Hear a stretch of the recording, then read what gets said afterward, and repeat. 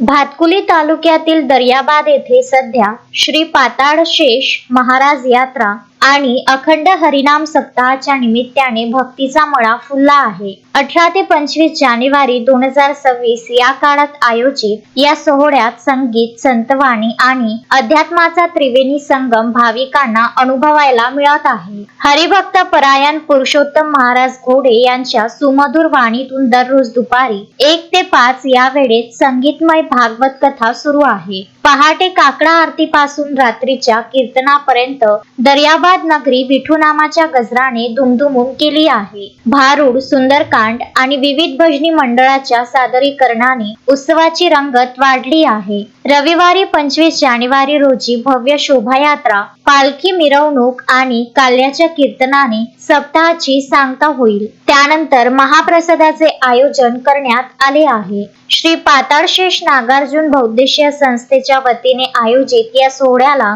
परिसरातील हजारो भाविक उपस्थित राहत आहेत। वलगाव चांदूर बाजार मार्गावरील दर्याबाद येथे भाविकांची मोठी गर्दी होत असून या भक्तिमय वातावरणाचा लाभ घेण्याचे आवाहन आयोजकांनी केले आहे। Vidarbha news bureau, Amravati.